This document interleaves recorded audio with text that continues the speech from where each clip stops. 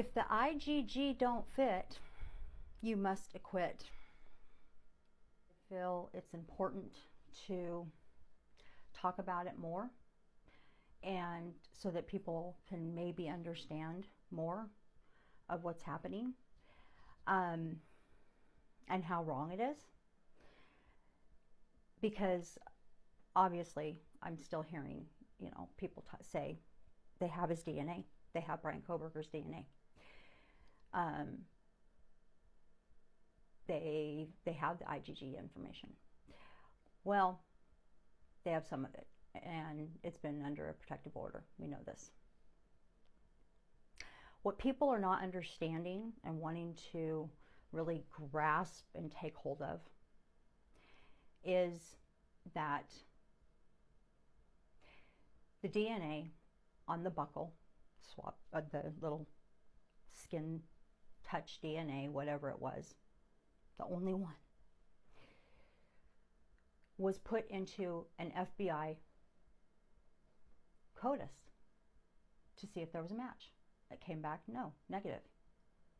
So then it was somebody's idea, hey, let's send it over to this IgG private lab and see what they can find out.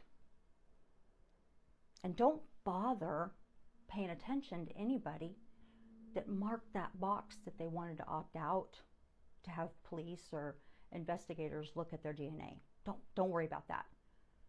Check into it all. And they did. And then they brought a TUI letter to Idaho, Moscow, PD, and gave it to them. We don't get to see that letter, but that's the letter that directed them to Kohberger.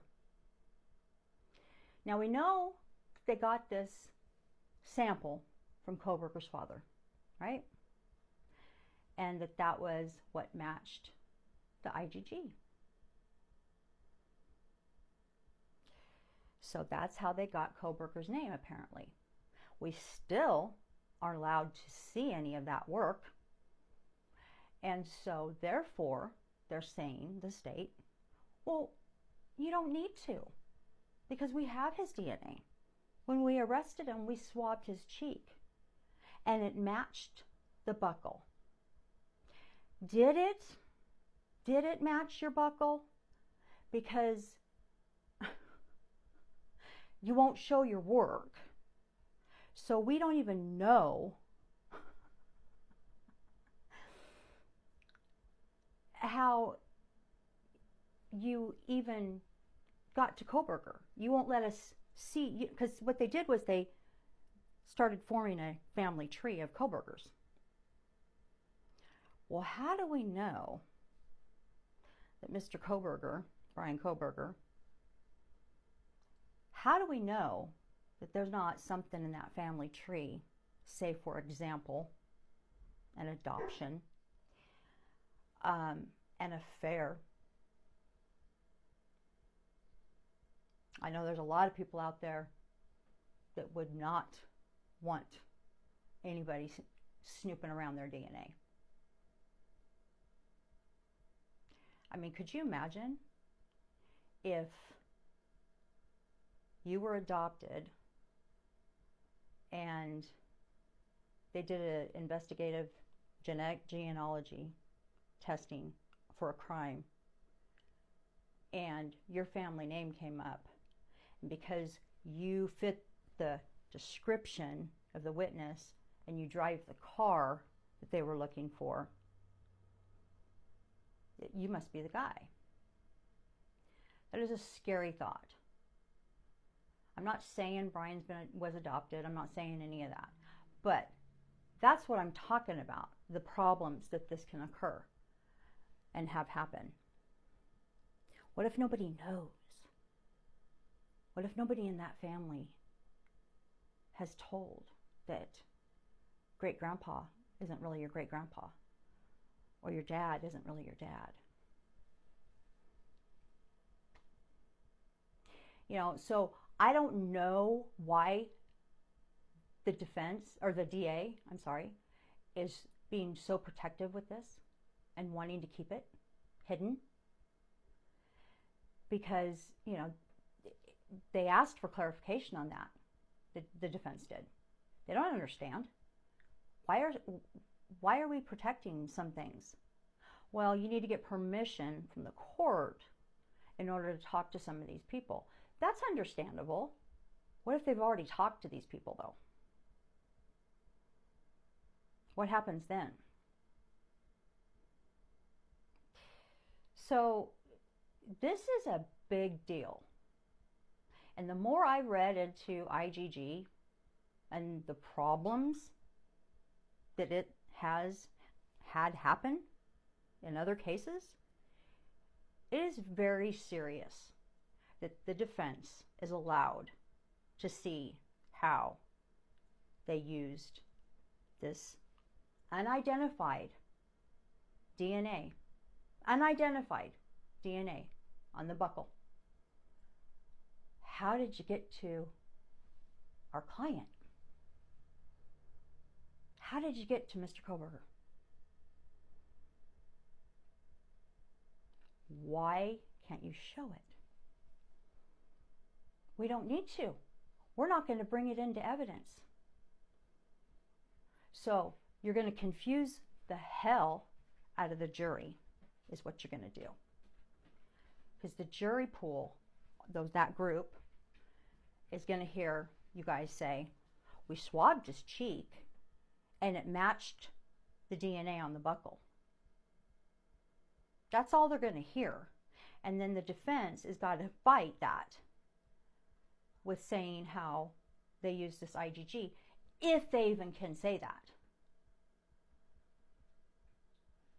I would imagine that most of those jury members are going to know a little bit about this case. They may even know that they use the IGG, even though it might not be allowed in court. So it's a problem. It's a serious problem because I've said this before. They're going to overstimulate the jury with too much science, maybe. And all they're going to hear is DNA match from Buckle to Kohberger. And they're going to go deaf. They're going to go deaf. They're not going to hear any of the science of how DNA, touch DNA at that, how fast it disintegrates on brass, which is what that buckle was, how fast it goes. They're not going to hear any of that. They're not. This is very, very disturbing to know that anybody can have this happen to.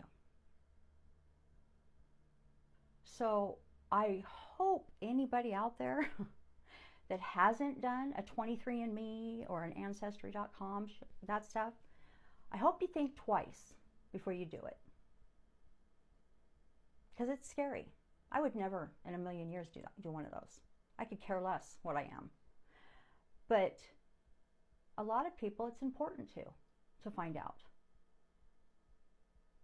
But what a violation. What a violation, FBI. How dare you use everybody that opted out? How dare you guys? That is so wrong. And I would be furious to find out if I was part of that pool. I'd be furious. What an invasion. Your personal DNA profile that you sent into a private lab to find out where you come from.